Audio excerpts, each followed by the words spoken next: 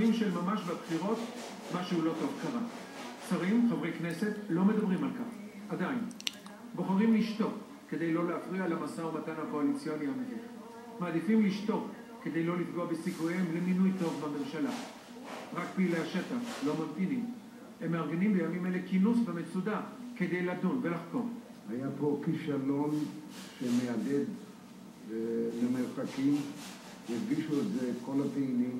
חל איזשהו משבר עכשיו, היה איזשהו הידרדרות, קרה משהו לא טוב. אנחנו רוצים לעצור את זה בשלב ראשון, לבדוק את זה, את מה שהיה במערכת הבחירות. ואז פתאום, השבוע, הכל מתערבב. מאז הבחירות הם מפנים אצבע מאשימה אל מי שניהל את הקמפיין, אל גדעון סער שעמד בראש מטה הבחירות, ופתאום המסרונים שמגיעים אל הטלפונים שלהם עם מקור לא ברור, מטרידים אותם לא פחות. לפי המסרונים שהרבה קיבלו, זה בדרך זה לא ראוי, אבל אני יודע, אף אחד לא יודע מי זה, אף אחד לא יודע ממה זה, אולי זה סתם מישהו אחר, אולי זה סתם מישהו סתם נכתב דברים בחוץ, אף אחד לא יודע.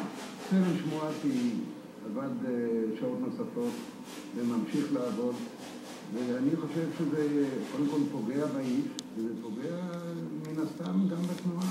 לתקשורת יש שני תפקידים, אחד חיובי, לחשוף, לגלות, והכל, והשני שהיא מחפשת ומלבנת את הדברים מהסוג של המסרונים, ומהסוג של המכתבים והדברים מהסוג הזה. מחפשים את זה, הצהוב עולה. האם שפל חדש במאבקים על המשרות הבחירות? ומה יהיה על הליכוד כאשר יתברר מי מאחורי קמפיין ההשמצות? התנועה הפכה להיות דבר משני, והדבר העיקרי הוא האיש, האישיות, הבן אדם.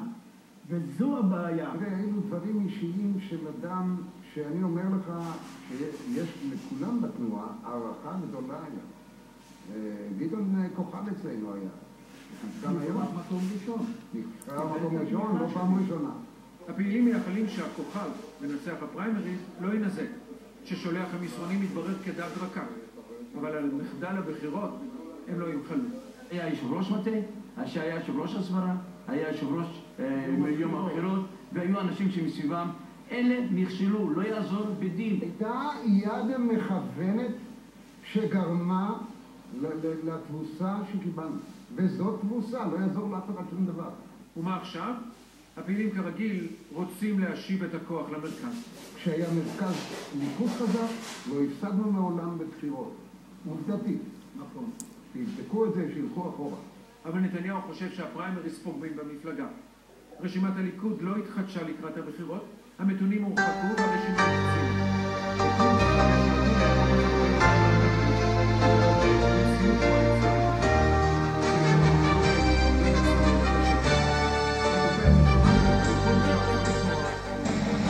הבית שלי, הדרך שלי, הליכוד זה נכון.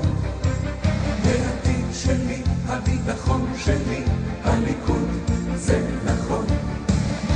בדרך שלנו נביא השלום, נהיה עלייה, הגשמת החלום.